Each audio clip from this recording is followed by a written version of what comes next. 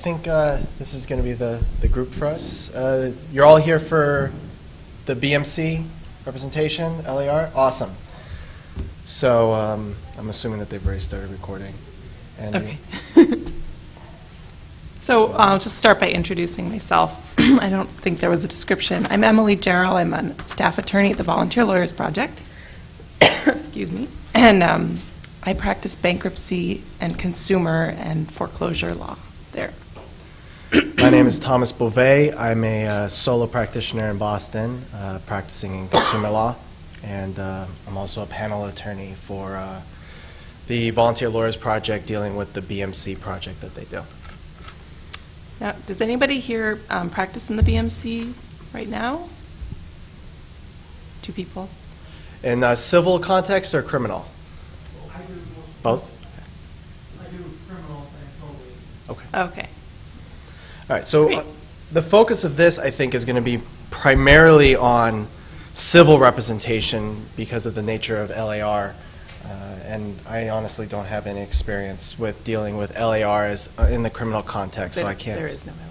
There isn't? No. Okay, well then that settles that issue very quickly and shows my level of knowledge of LAR in criminal context. Yeah, so but we're going to be talking about the Boston Municipal Court primarily and almost exclusively. The courts have approved LAR pretty much sweeping around on all of the district courts. But this will be focusing on the BMC. BMC covers, for those of you who don't know, pretty much all of Suffolk County except for Chelsea. Chelsea is kind of the black sheep of the group. They are part of Suffolk County but not part of the Boston Municipal Court system. So the BMCs would cover, and you can go on the BMC website and they'll tell you the exact jurisdiction of it. But it's all the civil, so contract, tort, small claims, probate, family, supplementary process, summary process, so that's landlord-tenant. And also, one of the things that can be particularly useful for LAR is also traffic appeals, also goes to the BMC. There are, what do we have? 8 courthouses for the BMC, and so I'll just list them out, and that kind of gives you a good idea of what it covers. Brighton Central, which is right outside of Haymarket, it's the Edward Brooks Courthouse. Charlestown, Dorchester, East Boston, Roxbury, South Boston, and West Roxbury. So that's the jurisdiction. Where are we next? Yeah, okay, awesome. So the types of cases that LAR is particularly useful for are going to be standard litigation in probably mostly defense type cases. If you're going to be on the plaintiff side, chances are you likely have a contingency agreement that you're dealing with, in which case LAR is less useful. But if especially if you're dealing on the defense side, I don't know, from my experience, consumer defense, credit card cases, things like that, LAR is particularly useful because it allows you to, as you've learned, go in for just one matter, a hearing or any particular court process. You don't really need LAR in order to draft something up for somebody because ghostwriting is allowed as long as you put in prepared with the assistance of counsel, so you wouldn't need to file any LAR papers for that. But for particular representations, especially on defense side, LAR is helpful.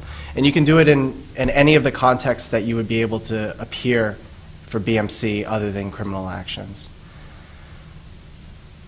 In order to do that, I'm sorry, I missed the training you had, so I don't know what extent they told you how the LAR forms get filled out and which LAR forms to fill out, but I guess if you want to talk about that. So I was going to talk about sort of LAR specifically in the Boston Municipal Court. The training you just went to applies and qualifies you to practice LAR. You do have to fill out a certification form with the administrative office of the BMC on the 6th floor of the Edward Brooks Courthouse. You can find that form online on their website and fax it to them, I think is probably the easiest. Unfortunately, the BMC, I think, is the only court that actually keeps, well, I think it's unfortunate, it keeps a list of all the attorneys that are qualified for LAR, and they post it on their website. So if you sign up, you may get some phone calls from, I mean, it's good if you're in private practice and you're looking to get money, but for me, it's kind of unfortunate because I get a lot of people that don't qualify for VLP and see my name on a list and want help. But just so you know, when you sign in, if you want to put an address, you know, maybe a P.O. box or something, if you don't want your address to be out there, if you don't have an office yet, which I know is a lot of people just starting out might be just working from home. So if you go on their website, you can click and see everyone who has qualified for LAR. And as they were talking about in the training earlier, what our practice is usually is to get the client to sign the appearance and the withdrawal at the same time. Get those signatures up front, and we, yeah. Sure. Let me see.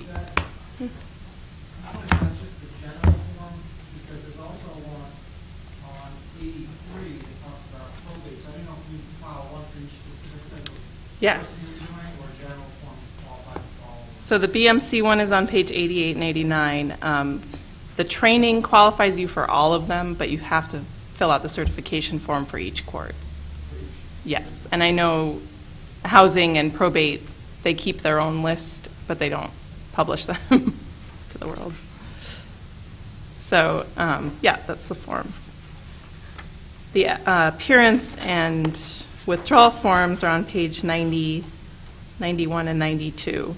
And they look similar to the other courts. You just pick the event that you're going for and the date, have the client sign it, usually make a copy for the client, one for the court, keep one yourself, and then the opposing party's going to want a copy as well. So 4 copies, and we file the appearance and the withdrawal at the same time, even though maybe that's a little strange. It just keeps you from forgetting to file that withdrawal, and the clerks don't seem to mind. So that's been our practice in the BMC. They usually expect them at the same time. Yes. And it's rare that they do make mistakes, so occasionally an attorney that has filed a limited appearance will start to receive notices from the court or the opposing counsel. So you just want to check with the clerk and make sure that they've really registered your withdrawal. I also find that some of the opposing counsels from the larger law firms maybe don't understand LAR as much. So it's important to educate them on who's going to receive notice going forward, who they can contact, you know, because they don't want to make a mistake and contact the client if they're represented. So often we have to be very clear with them on what kind of help they're getting.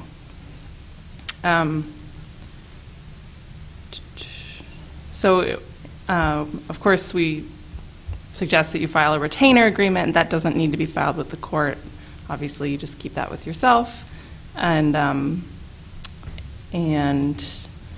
the ethical rules require that now, that for any representation you take on.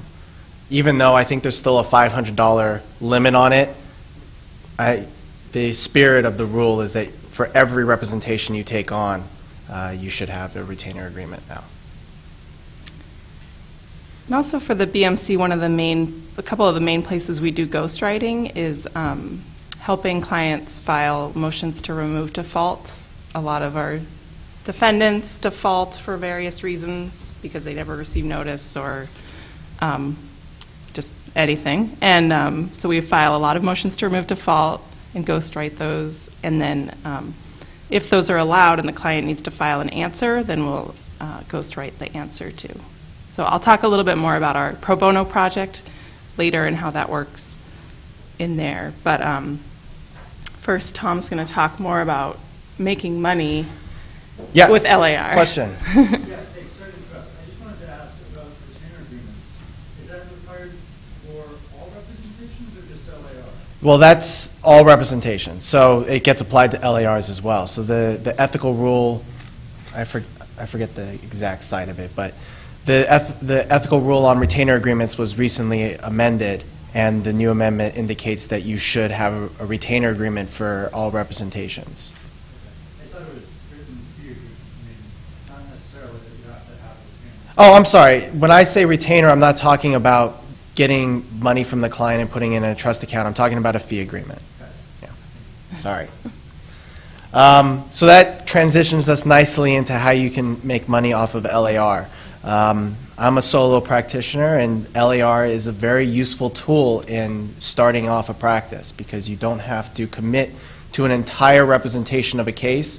And a lot of times there are clients who cannot afford full representation of a case, but they need help with some things. I'm going to talk more in context of dealing with consumer-related cases, but this is easily transferable to any particular case that you might be taking on, any type of civil case that you might take on. But a lot of times they need help with going for even like a case management conference. That's something that a lot of people don't understand. And honestly, I don't fully understand why we need it, but we do, and it's required that they show up, otherwise they'll get defaulted. And so they don't know what to do for things like that. They need help for the hearing. They've filed an answer, they're doing discovery, they're doing all those things on their own, but they need help with the hearings, or they might need help with the trial itself. That's where LAR becomes particularly useful, because you can set up a fee agreement that you appear just for the hearing, and you can represent them, do everything that a lawyer would need to do for them at that hearing, and then you can walk away. All the other things that are involved with that particular matter are the client's issue. You can do cases with basically doing a serial LAR where you are not taking on full representation of the case, but you represent them multiple times. One of the forms that's particularly useful if this is something that you decide to do is the district court website, so not the BMC part of the website, but the district court forms, has an LAR form that allows you to fill out the form for the first time with the client. And then there's a particular section of it that you leave blank that you can add in new events each time around. So it has a section in there that's for the next event that you leave blank the first time you fill it out, but each subsequent time you fill out the new event you're representing them for, you sign it, the client signs it, and then you don't have to go through the whole form again. It's just a form that you reuse for that representation. The BMC form for this does not give you that option, but the district court form does. And my experience has been is that the BMC clerks do accept the district court form for this. It's particularly helpful to do that kind of LAR. I mean, if you are going to take a full rep, chances are, if you're going to take a fee for the full representation right off the bat, then do a full rep. Fill in an appearance of counsel and then go from there. But if the client is not sure whether or not they're going to be able to afford you the entire time, and they can really only afford one step at a time, the serial LAR type of representation can be very useful for both you and the client, because you don't have to file a motion to withdraw if they stop being able to pay for your representation. And it allows them, the client, to get representation where they might not normally be able to, because otherwise if they can't afford a full representation right off the bat. As far as making money off of that, in a lot of contexts, I can say that consumer law is particularly one of them, dealing with credit card defense cases, things like that, insurance subrogation defense cases. It is a helpful tool in representing them, because that's something they can afford. A moment-to-moment representation, and it's something that you're getting money up front, because each time you set out the fee of what that particular event is going to cost, and they pay the fee, and then you go and represent them. And then the next event, you tell them how much it's going to be. A particularly helpful practice tool that I've seen a number of attorneys use is they essentially create a menu of all of the different events that could happen in a case. So drafting an answer, drafting discovery, responding to discovery, court appearances, trial, summary judgment hearings, depositions, things like that. So all of the different events in a litigation each have a flat fee of what it will cost. And clients are very responsive to that because not only do they have to pay for things one step at a time, but they also know exactly how much it's going to cost. The next thing that's coming up, they'll know how much that's going to cost. And it can be quite helpful in building a practice because it's all, as any of you are building your practices now, cash flow is a big deal, especially in the beginning of a practice. Holding on to a case for multiple years on a contingency is not very helpful when you're just starting off. And this kind of representation can help with that kind of thing, bringing in cash flow so that way you can build a practice. I don't know how much further you want me to go on the agenda. Okay. Well, I'll just go through a little bit about how the BMC works. I mean, this might be way too simplistic, but just the types of events that are on the form on page 90. As Tom mentioned, they do case management conferences in BMC. So as soon as a complaint is filed, an answer is due in 20 days. And as soon as an answer is received, the court sets the case management conference. And the court takes, for pro se litigants, will take pretty much anything as an answer for these cases. We're still talking mostly about consumer contract issues. And so even a letter to the clerk that says, hey, I don't know this debt, is considered an answer. And they'll set a case management conference, and the court sends out the notice for that. The case management conferences are held in courtroom D, is what it says on the notice, although for the past year and a half, they've actually been in courtroom C in the Central Division. And there's just a conference with the judge, very informal, setting discovery dates and trying to get them to settle the case. And then they'll set the pretrial conference for usually 3 months down the line. It's the pretrial conference.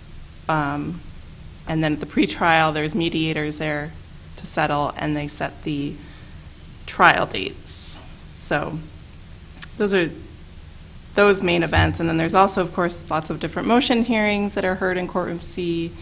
And what we mostly see are motions to remove default, motions for summary judgment, and motions to compel discovery. So those are a lot of the ones that we go in on an LAR basis.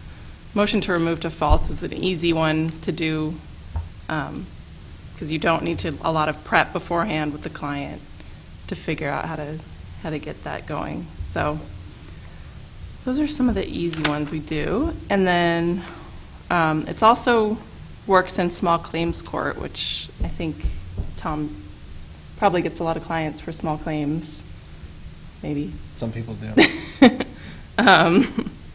And that's another easy sort of one-day event to do an LAR on, I think. And you can also do an LAR on a trial, as Tom did when he first started volunteering with us. Just went in the day of and took on a trial. Yeah, so Vlp had a client that had come in and said, I have a trial next week, and you guys have helped me out with discovery before and things like that, and I need someone to help me out. And so we LAR'd a trial and won, and that actually was very helpful for me because it was a packed courtroom, and it actually ended up with quite a few clients after that because they all saw someone who told the judge, by the way, I'm only familiar with this case for about a week, but we're ready for trial. And then we proceeded with trial and won, and it was very, very gratifying. The reason why I also mentioned that traffic court is covered in BMC, the traffic court appeals, is that if you are looking that's another form where it's very easy to get in and get involved. So if there's something that you're looking to expand on, that's an area that seems to be that people are willing to engage in LAR representation for, and it's one of those things that's also beneficial to do LAR because you don't want to get involved in a case like that forever and ever and ever, depending on how many things that client might want you to do after the appeal hearing. Just another sort of client example of how LAR made a big difference with a little amount of work.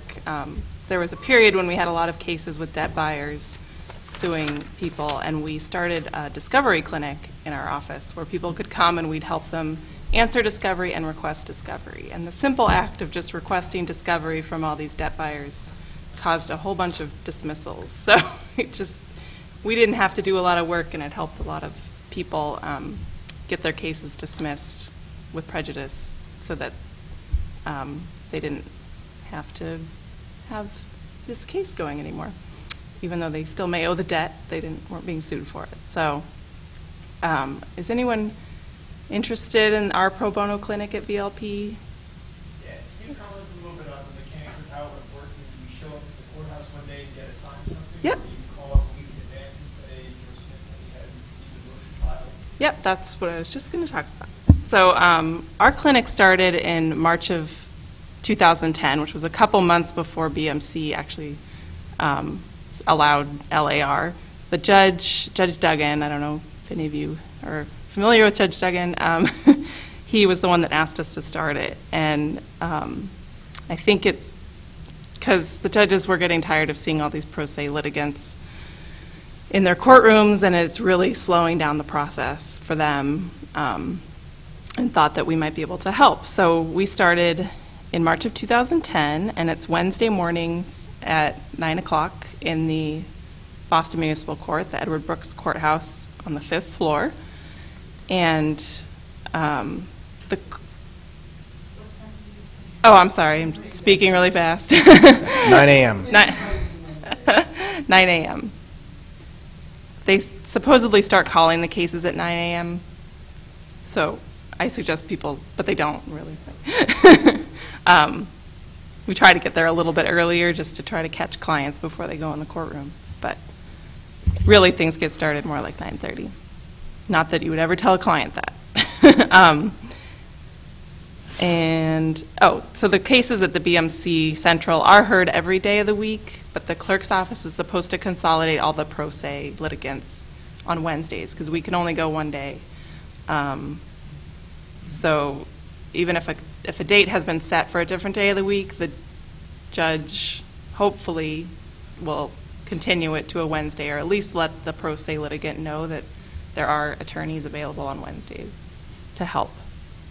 And we haven't gone into other courts yet, although we are looking into going into one of the other courts because we have a pretty good amount of volunteers and people like Tom who've been around for a couple of years that can run the program so the staff can go try out some other courts. So we'll keep you updated on that. So when you come on a Wednesday, we have a paralegal who screens our clients. We receive funding from the Legal Services Corporation, so we can only take a certain amount of income and assets. So our paralegal will screen the clients to see if they qualify to get an attorney through VLP. If they do, then our paralegal will assign one of the volunteers for the day to one of the clients. Those two can go in a conference room and talk, ask for a second call if they need more time, negotiate with the opposing counsel, figure out what they want to do. We don't say, here's your client, you have to do LAR for them. You need to make that decision on your own. So we don't want to stick you with some terrible case just because they qualify. We think, you should be able to speak, talk it over with us, decide if that's a good case, figure out what you want the scope of your representation to be, and then move forward from there. If it's your first time coming and you're not comfortable going forward on your own, we have experienced attorneys that you can shadow We like to pair people up for their first time and go in together. It's a very friendly court, I think, so it's not too intimidating. And if the client does not qualify for our services for whatever reason, we still give them advice. If one of our private attorneys is interested, they can speak to them privately, and we can always give them advice and tell them what they should say with the judge, and the pro se litigants are just thrilled to have us there to talk to most of the time. Yeah, so from the attorney's perspective, the volunteer's perspective, you show up at 9 a.m. and we're all gathered around the table outside of courtrooms C and D. What will then happen is the clients don't know all the time that there's a pro se, or that there are volunteer attorneys there for them. So the first thing they're going to do is they're going to go straight into the courthouse because they don't realize that all those attorneys standing outside are there for them.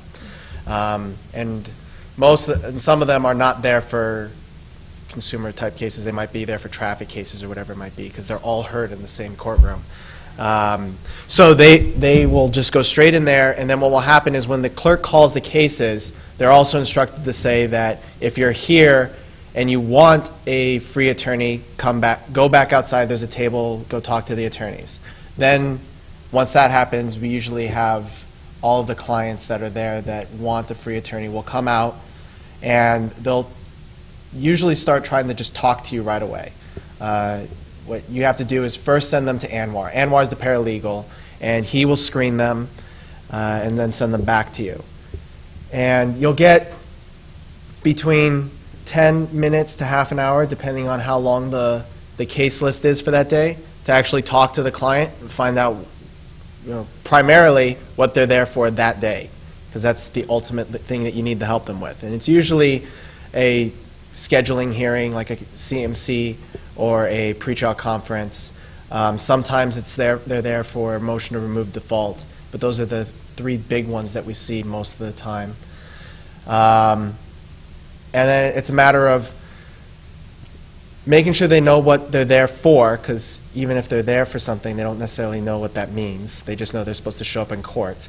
And then if it's something simple like a case management conference, then just go in, take care of it, schedule the next event. Probably if they have not worked with us before, they haven't done discovery, in which case discovery will be the next step.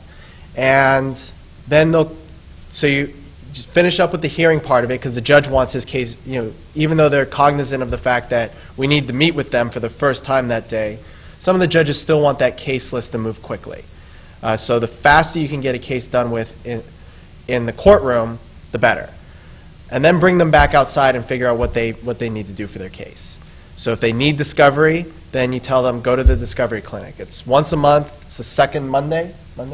Second Monday. Second Monday, yeah, Yep. of every month. So they'll go to the VLP office. It's another thing you're able to volunteer for and help out with, especially if you don't feel comfortable doing court representations, but you're more comfortable with writing and drafting. That kind of thing, then Discovery Clinic is available to them. They can respond to discovery, because chances are they haven't yet, and they can propound discovery as well, and we'll draft that all up for them and get the case moving along, so that way they can actually try to either negotiate a settlement or win the case, depending on the amount of proof. And so from a volunteer perspective, you'll get there with all the other attorneys, and we kind of wait for a little while. It's a good time to talk about your private cases that you might have questions about, because there are a number of experienced attorneys there that can give you practical advice of what to do next in those cases. And then the clients will come out, you'll be able to represent someone, and then possibly represent them going forward as well, depending on what's necessary for their case. And slightly different thing about our model is that we do end up doing serial LAR, but with different attorneys.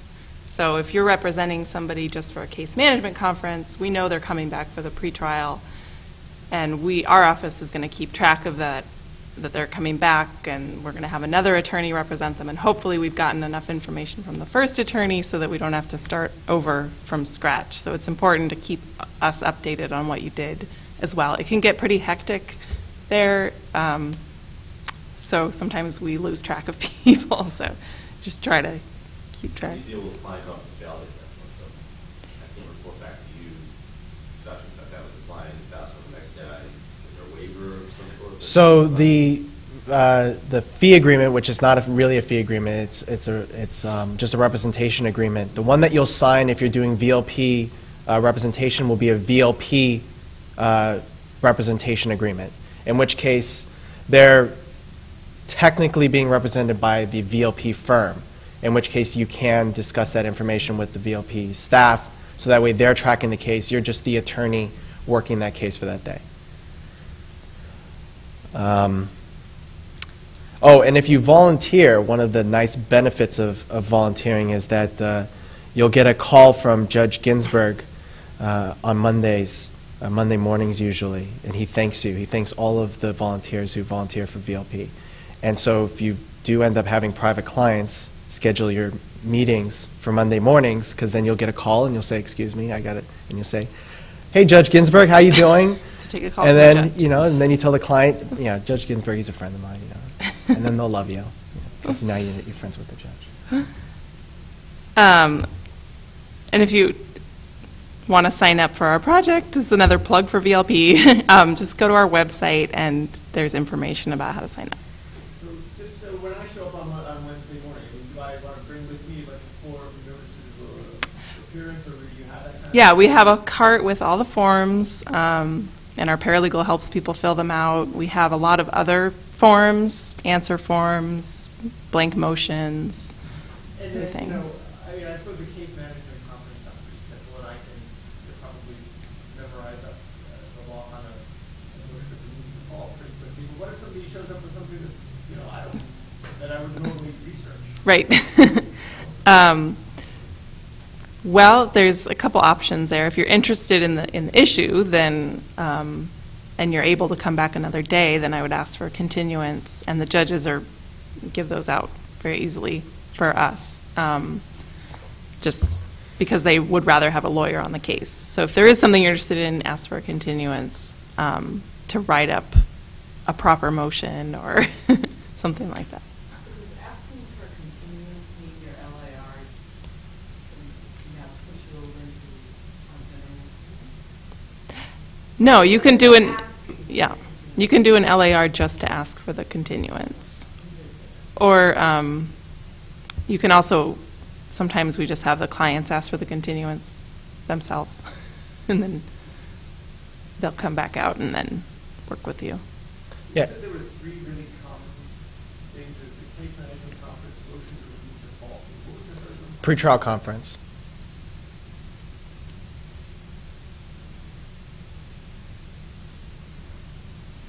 Yeah.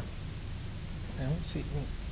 I mean, sometimes there's a summary judgment, and that's where your situation would come up, is that they've filed a motion for summary judgment, and you're going to want to come up with a defense for it. Also, I'm pretty sure the rules of civil procedure, if you don't file an opposition, I don't think that the judges are required to hear your opposition in open court. Right. Yeah, okay. Right, sorry, yeah. So if it's a simple thing, there are, and if you want to argue it on the fly, you can. The credit card cases are the law, you can pick it up pretty quick. It's contract law. So, I mean, if they don't have the proof, it's easy enough to argue against it of the contract. And there are plenty of people there who can tell you exactly what you need to know if you want to do it on the fly, but you can also ask for a continuance and draft something up properly. And we also have materials on our website that are specific to consumer law and the credit card cases that we deal with mostly. So yeah, are we at the question? Yeah. Yeah. I'm sure that, part of the discussion that we're going through is trying to generalize a lot of the things that you can expect, and kind of gearing it towards the VLP representation.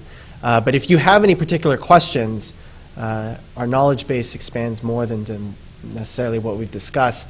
We'd be happy to answer any questions that you might have, either about VLP representation, LAR in general, or anything in relation to that world of possibilities. Being a solo practitioner.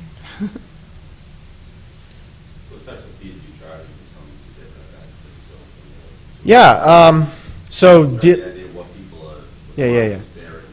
So I know that there was an event a while back on flat fee billing and how to deal with those kind of things. And so one model is to figure out what your hourly be, and if you have a general idea of how long it takes you to do certain things, that's a way of creating the flat fee model.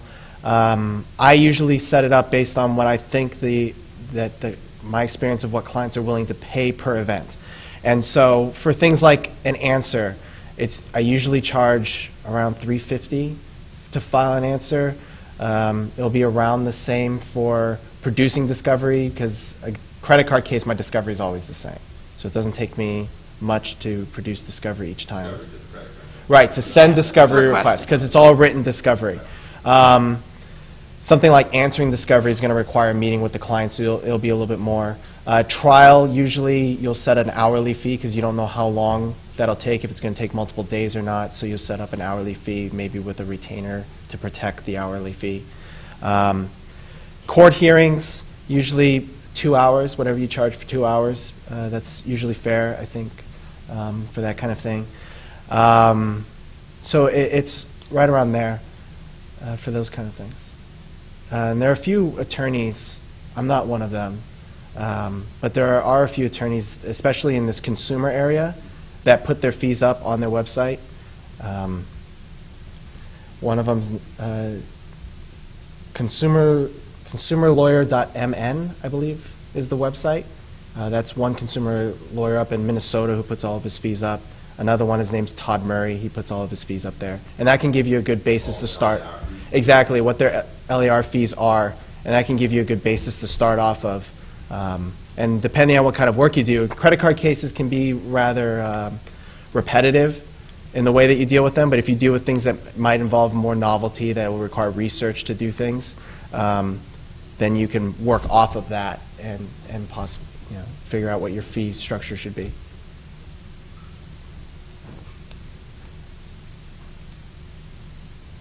Any more questions? So what was the discovery point? I'm a member of Vlp. I Oh, okay. haven't done anything over the years. Yeah. When I used to be years ago, they used to send us, they would call every now and then, everything's computerized, so. So our discovery clinic is once a month, every second Monday, and we refer clients that we meet at the court, and we'll help them. Oh, I'm sorry. It's usually 3. 3, is it? I think it's 3. Anwar tells me. 3 to 5, yeah. And we'll just help clients with any type of discovery or even any written document. If it was something we wanted to research, we could work on a motion or an answer. It's just nice to have access to a computer instead of trying to write it all in the courthouse. If that's something you're interested in, send an email to Anwar Wahab. Is his email on the website? Yeah, but I can give it to you. Yeah. Okay. We also have a training, more substantive training on the BMC about every other month in our office, although we've pretty much talked about everything we talk about that training. For the most part, yeah. So I recommend, if you're interested, to just show up on a Wednesday and try it out. I have one more question too. I think earlier in this program, I made this as part, watching the YouTube videos also certify someone to do it. I'm an associate in my office. Yep. Come today if you want to do that. Yep. Yeah. It's just a self-certification. So. It's an honor system right now, yeah. It's an honor system. So basically, with those certifications, you send it for one time, that's the name with every appearance. Right. Right. Just once. Put your name on the list. All right, well, that was much shorter than it was scheduled for, but thank you for coming. If you have any questions, come on up. How long are we supposed to go?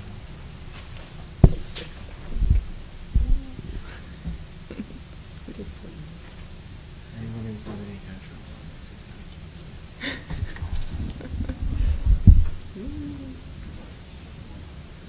so, I have more ideas for how we set it. We're still being recorded. Sure. Years ago, I did Vlp cases from Outlook and stuff. Oh, cool. That was back when my phone said 8 cans on the down, so all those things. I signed back up over a year ago, but I haven't done anything. Right, It's right. outside our minds. Yeah, yeah. I'm not thinking. Do you think we should start calling people again? We do actually, we're for desperate. The thing is, I just go to the website and start picking up cases, or how do I go about it? 'Cause I'd like to do it from time to time. Yeah, yeah. I don't always have time to do it. I mean, do you receive our emails, or do you even know if you receive I them? occasionally, not that often. Really? Okay. What's your name? Here.